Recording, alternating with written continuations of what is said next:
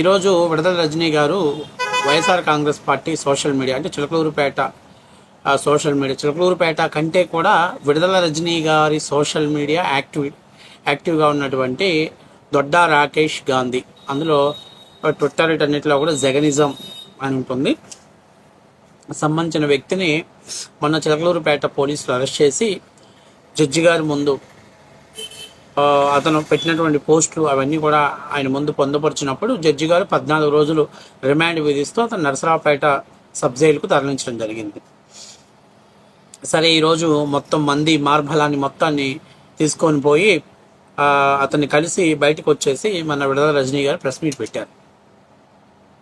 అసలు కేసు పెట్టిన కారణం వేరైతే ఆమె ఎఫ్ఐఆర్లో ఇది ఉందని చెప్పేసి అందరి ముందు ఒక అద్భుతమైనటువంటి కట్టుకథ చదవటం మొదలుపెట్టేశారు. అందులో ఏం చెప్తున్నారంటే, ఏదో కళామందిర్ సెంటర్లో సెల్ కోసం గొడవలు జరిగినాయంట, కొట్లాటలు జరిగినాయంట, అందుకని చెప్పేసి ఆ కొట్లాటల్లో ఈ వ్యక్తిని అరెస్ట్ చేశారు. ఈ పలానా టైంలో ఆ టైంలో వీళ్ళంతా కూడా అసలు అక్కడ లేరు. విడుదల ఈ దొడ్డా రాకేష్ గాంధీ అయితే నా పక్కనే ఉన్నాడు, నేను అటెండ్ అయినటువంటి కార్యక్రమాలన్నింటిలో కూడా తను ఉన్నాడు. అసలు కూటమి ప్రభుత్వం అధికారంలోకి వచ్చిన తర్వాత కూటమి ప్రభుత్వం అధికారంలోకి వచ్చాక హింసిస్తున్నారని చెప్పేసి అతను అసలు చిలకలూరుపేటను వదిలేసి గుంటూరుకు వెళ్ళిపోయాడు. 9ంటికి ఆ టైంలో అతను గుంటూరులో ఉన్నాడు.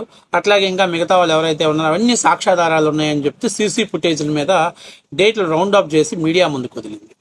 సరే, ఇప్పుడు దొడ్డా రాకేష్ని ఎందుకు అరెస్ట్ చేశారంటే TV9లో వచ్చింది కథనం, అలాగే ABNలో వచ్చింది, ఈనాడులో వచ్చింది, అన్నిట్లో ఎందుకు వచ్చింది? గతంలో అధికార పార్టీకి అంటే గతంలో అధికారం ఉందని రెచ్చిపోయి చంద్రబాబు నాయుడు గారి మీద, పవన్ కళ్యాణ్ గారి మీద, నారా లోకేష్ గారి మీద అసభ్యకరమైనటువంటి పోస్టులు పెడుతున్నందుకు అతన్ని అరెస్ట్ చేశారు.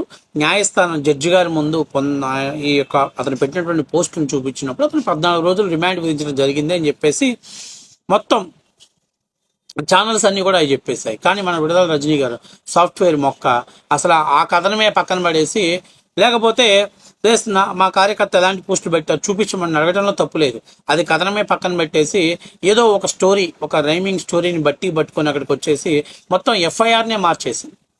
అసలు మా వాళ్ళు లేరు అక్కడ, ఇదిగో పలానా టైం అంటే ఇప్పుడు నీ దగ్గర ఎవిడెన్స్ ఉన్నప్పుడు అదే ఎవిడెన్స్తో కోర్టులో ఫైట్ చేయొచ్చు కదా. 6వ తారీఖు ఎప్పుడో అతన్ని అరెస్ట్ చేసి రిమాండ్కి విధించారు.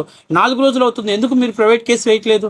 ప్రైవేట్ కేసులు వేసి SIని ఇదిగో పలానా టైంలో మా వాడు పలానా సెలూన్ షాప్లో ఉన్నాడు, పలానా టైంలో పలానా మా వాడు నా వెనకాల తిరిగాడు, నా దగ్గరే ఉన్నాడు, మా బెడ్రూమ్లోనే ఉన్నాడు అతను ఆ టైంలో, లేకపోతే నేను అటెండ్ అయినటువంటి ప్రతి కార్యక్రమంలో అతను ఉన్నాడు అని చెప్పేసి మీ దగ్గర ఉన్నటువంటి ప్రాపర్ ఎవిడెన్స్ని కోర్టుకు సబ్మిట్ చేయొచ్చు కదా. కోర్టుకి వాళ్ళు అసలు ఏంటి, అతను అనుచితమైనటువంటి వ్యాఖ్యల పోస్టు పెట్టాడనేటువంటి కారణంతో అతను అరెస్ట్ చేస్తే అతని మీద ఏదో కేసు మోపారు. అలాగే హైకోర్టు అతనికి అక్షంతలు వేస్తున్నారు, అందరికీ సోషల్ మీడియా వాళ్ళ మీద కేసులు పెట్టడం ఏంటని చెప్పి. ఇప్పుడు నేను అడుగుతున్నది ఒకటే మాట, గతంలో నేను అడిగేది ఒకటే మాట, పోసాని కృష్ణమురళి కానీ, ఓరుగడ్డ అనిల్కి కానీ, లేకపోతే ఇంటూరు రవికిరణ్ కానీ, లేకపోతే ఈరోజు అరెస్ట్ అయినటువంటి మీ దొడ్డా రాకేష్ గాంధీ కానీ, లేకపోతే అంతకుముందు ఉన్నటువంటి ఒక లేడీ మిదే చిలకలూరుపేటలో అరెస్ట్ అయింది అంటే రెడ్డి గారి అమ్మాయి పులిబిడ్డ కానీ, వీళ్ళందరికీ న్యాయస్థానం ఎందుకు కోర్టులు వాళ్ళని రిమాండ్ విధించి జైలుకి వేసింది, 14 రోజులు రిమాండ్ విధిస్తుంది అంటే వాళ్ళు తప్పులు చేయకపోతేనా, లేకపోతే జడ్జి గారికి ఏమన్నా చట్టం తెలియకనా వాళ్ళని రిమాండ్ విధిస్తుంది? పోనీ ఓ పని చేయమ్మా, నువ్వే వెళ్ళి జడ్జి గారి సీట్లో కూర్చొని నువ్వే తీర్పులు ఇచ్చేసాయి, నువ్వే ఎవరెవరికి ఏ శిక్షలు వేయాలో తీర్పులు ఇచ్చేసాయి.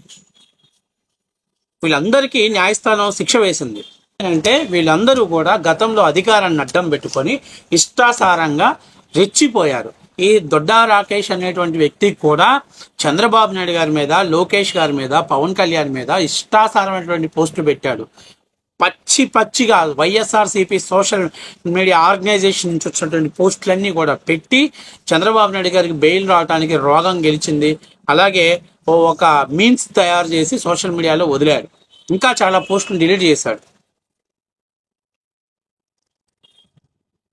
కాబట్టి ఇవన్నీ దాచిపెట్టేసి అసలు FIRలో ఏం కట్టింది, దాదాపుగా రాష్ట్ర వ్యాప్తంగా 16-17 కేసులు నమోదయ్యాయి ఇతని మీద అని దాన్ని దాచిపెట్టేసి కేవలం ఏదో తప్పుడు కథనం పెట్టారు, అప్పుడు నా దగ్గరే ఉన్నారు, నేను అన్నప్పుడు నీ దగ్గర సాక్ష్యాలు ఉన్నప్పుడు నువ్వు న్యాయస్థానంలో ఫైట్ చేయొచ్చు కదా. జడ్జి గారి నీ దగ్గర ఉన్న ఎవిడెన్స్ ని ప్రొవైడ్ చేయొచ్చు. ఎస్ఐ మీద తప్పుడు కేసు కట్టొచ్చు కదా, తప్పుడు కేసు పెట్టొచ్చు కదా. అదే టైంకి వాళ్ళ ఇళ్లలో ఉన్నప్పుడు సీసీ ఫుటేజ్ ఎక్కడ వచ్చినాయి? అదే టైం కూడా మంగళ షాప్లో ఉన్నట్టు సీసీ ఫుటేజ్ ఎక్కడి నుంచి వచ్చింది? విత్ డేట్ టైంతో సహా అండర్లైన్ చేసి చూపిస్తుంది మేడం.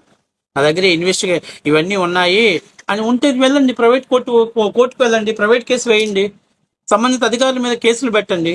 గత 5 ఏళ్లలో ఎటువంటి సంబంధం లేకుండా పార్టీ కోసం పనిచేస్తున్నటువంటి Telugu Desam party ITDP social media వ్యక్తిని అరెస్ట్ చేయించలేదా నువ్వు?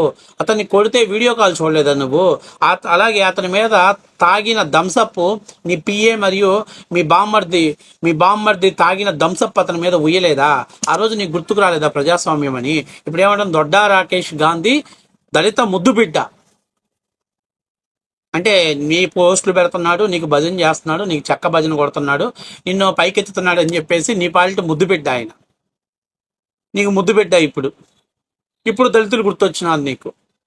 గత 5 ఏళ్లలో దళితుల్ని మీరు ఇబ్బంది పెట్టినా అప్పుడు గుర్తురాని దళితులు ఇప్పుడు మీకు గుర్తొచ్చారు. అంటే అవసరాన్ని బట్టి, సందర్భానుసారం బట్టి మీ మైలేజ్ కోసం ఎవరినో ఒకరు రాజకీయ జీవితాన్ని నాశనం చేయడానికి మీరు ఫస్ట్ ముందుంటారు. ఈరోజు నేను అడుగుతున్న విడదల రజనీ గారిని కానీ లేకపోతే చిడతల రజనీ గారిని కానీ అడిగేది ఏంటంటే, నీ దగ్గర ఎవిడెన్స్ ఉన్నప్పుడు న్యాయస్థానానికి వెళ్ళండి, జడ్జి గారికి సబ్మిట్ చేయండి. అతని మీద పెట్టిన కేసు ఏంటి? అన్ని న్యూస్ ఛానల్స్లో ఒకటే కేసు వస్తుంది. ఆయన మీద పెట్టిన కేసు ఏంటంటే చంద్రబాబు నాయుడు గారి మీద, పవన్ కళ్యాణ్ గారి మీద అనుచితమైనటువంటి పోస్టులు పెట్టాడు, వ్యక్తిగత హరణానికి పాల్పడుతూ పోస్టులు పెట్టాడు, అందుకని అతను అరెస్ట్ చేశారు. మరి మీరు ఏం చదువుతున్నారు? ఎక్కడి నుంచి రాసుకొచ్చారు? వస్తా చిలకలూరుపేట నుంచి నరసరావుపేట ట్రావెల్ చేసేటప్పుడు కార్లో రాసుకొచ్చారు. ఈ స్క్రిప్ట్ అంతా, ఈ స్టోరీ అంతా కార్లో రాసుకొచ్చారా?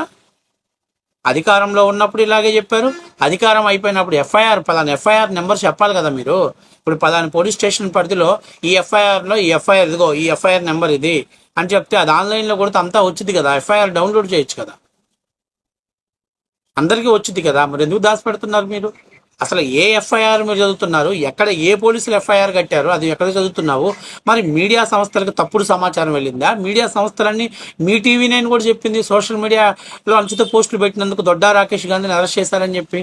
కానీ మీరు మాత్రం లేదు, అసలు ఆ సోషల్ మీడియా సంబంధించింది కాదు, కేవలం ఏదో వ్యక్తిగత కక్షతోటి, రాజకీయ కక్ష మీద మా మీద తీర్చుకోవటానికి మా కార్యకర్తను అరెస్ట్ చేశారు, వాడికి ఏం తెలియదు, వాడు మహాత్మా గాంధీ, వాడికి అసలు ఇంతకుముందు కత్తి అంటే ఏం తెలియదు, మటర్ అంటే ఏంటో తెలియదు, అసలు సోషల్ మీడియాలో పోస్ట్ పెట్టడం అంటే ఏంటో కూడా తెలియదు అని చెప్పి ఆశ్చర్యపోవాల్సిన పని లేదు.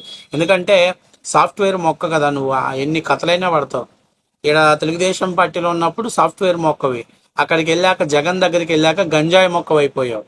ఎట్లా కావాలంటే అట్లా మాట్లాడతావు, ఎట్లా కావాలంటే అట్లా చెప్తావు. మీ కార్యకర్తలు అరెస్ట్ అయితే మీకు ప్రజాస్వామ్యం గుర్తొచ్చింది. ప్రత్యర్థి పార్టీల కార్యకర్తలను అరెస్ట్ చేసి లోపల పెట్టి కొట్టి వాళ్ళ వీడియో కాల్ చూసి వాళ్ళ మీద నోట్లో దాగిన దంస పూసినప్పుడు ప్రజాస్వామ్యం గుర్తురాలా, డెమోక్రసీ గుర్తురాలా? ఆ రోజు అధికారం ఉంది కదని రెచ్చిపోయారు, ఎగిరిపోయారు. ఇవాళ ఎగరేస్తుంటే అమ్మో నా కార్యకర్తలు, అయ్యో నా కార్యకర్తలు, పత్తిపాటి పుల్లారావు గారు ప్రజాస్వామ్యాన్ని పాటించట్లేదు, పత్తిపాటి పుల్లారావు గారు 30 ఏళ్ళు 40 ఏళ్ళు నేను ఇక్కడే ఉంటా, నువ్వు ఉన్న ఒక్కసారికే చిలకలూరుపేట ప్రజలు ఎందుకురా నాయన ఈ చిలకలూరుపేటలో ఈ చిలకను గెలిపించుకున్నామని తలలు కొట్టుకుంటున్నారు. రెండోసారి అసలు పోటీ చేసే అవకాశం కల్పించలా. పోటీ చేస్తుంటే ఖచ్చితంగా ఈసారి పత్తిపాటి పుల్లారావుకి 60-70 వేలు మెజార్టీ వచ్చేది. దెబ్బకే చిలకలూరుపేటను వదిలేసి గుంటూరు పశ్చిమకు పారిపోయావు.